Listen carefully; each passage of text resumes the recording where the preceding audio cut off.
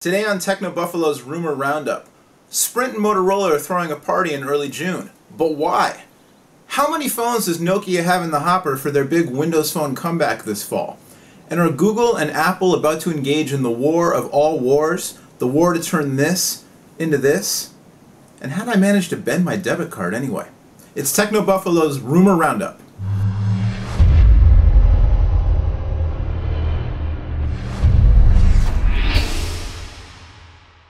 Hey, what's going on, everybody? I'm Noah Kravitz, editor-at-large for TechnoBuffalo.com. Welcome to Rumor Roundup for the week ending Friday, May 27th, 2011. Happy Memorial Day weekend, everybody. Whether you've got Monday off or not, here's to the beginning of summer, and whatever you do, don't run your debit card through the dryer when you're doing your clothes after your big holiday parties this weekend. It won't work afterwards. Trust me on that one. So Sprint and Motorola sent out invites to a party they're throwing in New York City in early June. June 9th, they're getting together. The CEOs from both companies will be on hand to unveil their latest collaborations. They use the word, I did little quotes there because they use the word collaborations plural in the invite, indicating that they'll be showing off more than one device. Now, Safe Money is on a Sprint version of the Motorola Zoom Android tablet. This is a 10.1-inch screen tablet computer running Google's Android Honeycomb, the tablet-optimized version of Android, that came out on Verizon earlier this year. We're looking probably at a Sprint version of the Zoom that supports Sprint's 4G WiMAX network being unveiled at the event. But some inside sources have confirmed to us that the headliner at the show is going to be a smartphone that turns into a laptop, kind of like the Motorola Atrix 4G that came out earlier this year on AT&T. That's the one you've probably seen the TV commercials where the guy's going through airport security and all the security guards gather around because they're not sure, is this a phone, is it a computer, what does it do, what's this crazy thing? Well, the craziness is coming to Sprint apparently as a device called the Photon 4G. This will be a dual-core, an NVIDIA Tegra 2 dual-processor, dual-core powered smartphone with a 4.3-inch high-res display, a kickstand on the back for your multimedia needs, all kinds of goodies, WiMAX support, and then an Atrix-style optional laptop dock. So check for that in early June. We'll be there at Techno Buffalo reporting on whatever it is Sprint and Motorola have up their sleeves. Earlier this week, Microsoft unveiled the forthcoming update to Windows Phone 7, codenamed Mango.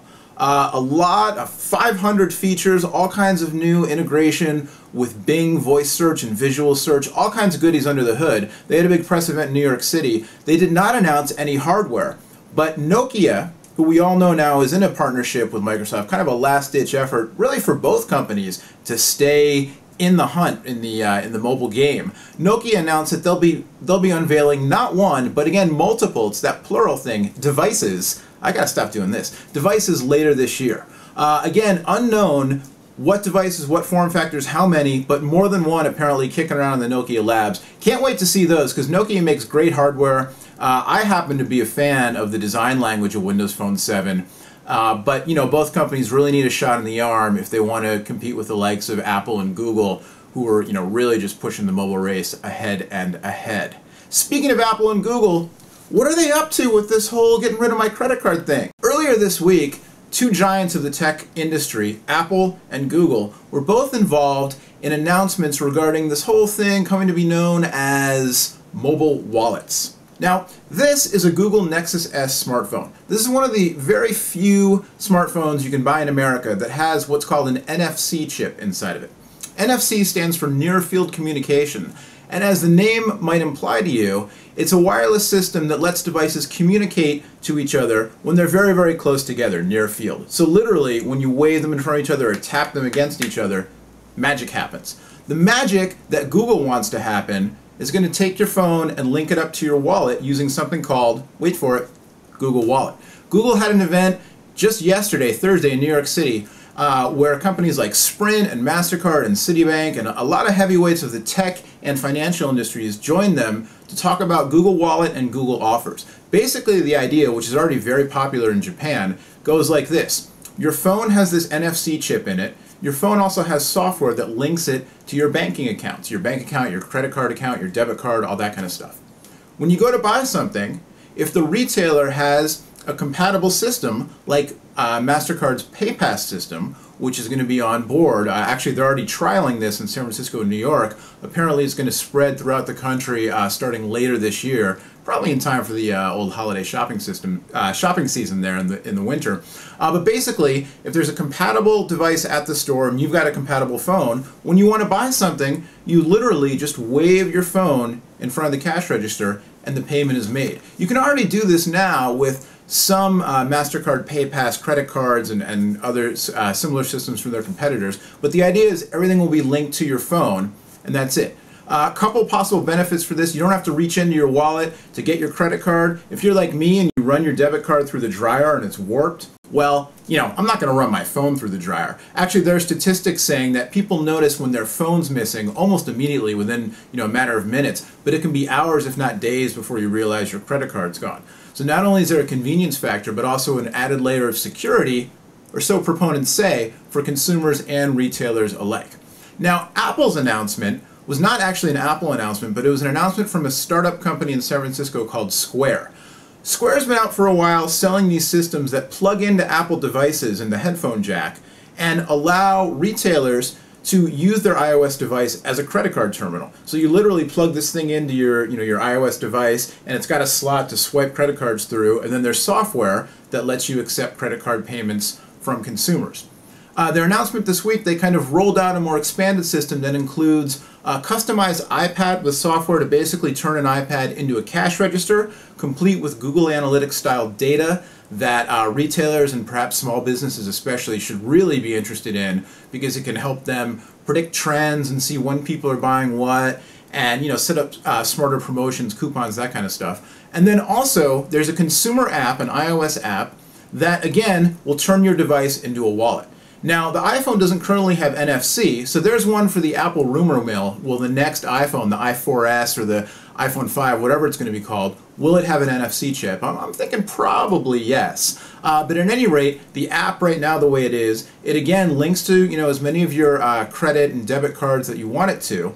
And then it's got a software that's a virtual wallet complete with what they call tabs and cards. And so you have a tab set up for each merchant that you visit.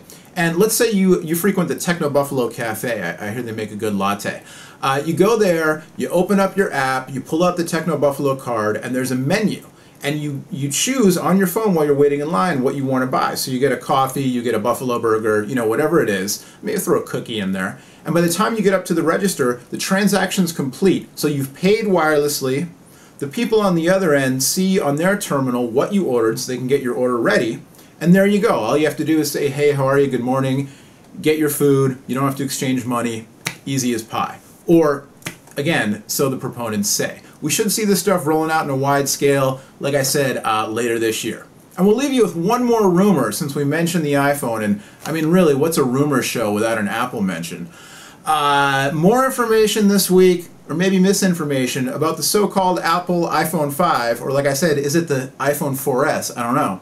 Going to have an edge-to-edge screen, so even less of the bezel. I'm showing you this on a Nexus S, but you get the idea. Less of a bezel, the screen taking up more and more of the actual front of the device, which gives you more screen real estate and also makes it look cooler.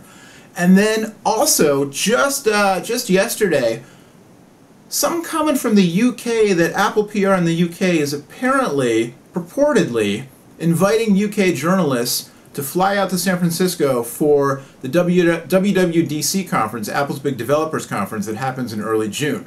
Now, this is a little fishy or a little interesting because everybody's been talking about how we're not going to have a new iPhone this year in the June-July timeframe, but instead it's going to get pushed back to a September launch. But if the Apple iPhone PR team is inviting journalists to fly from the UK to San Francisco for WWDC, that would make you think there's got to be something big worth making the trip for, like the next iPhone. But, that's why they call them rumors. Our job is to track them and report them. Your job is just to get excited or think they're silly or do what you want to do with them. There you go. It's the Rumor Roundup for this week. My name's Noah Kravitz. The website is technobuffalo.com. Whether you like video, whether you want to read articles, whether you want to look at pictures, we've got you covered, everything for your digital lifestyle. Until next week, and we'll see you later. Bye-bye.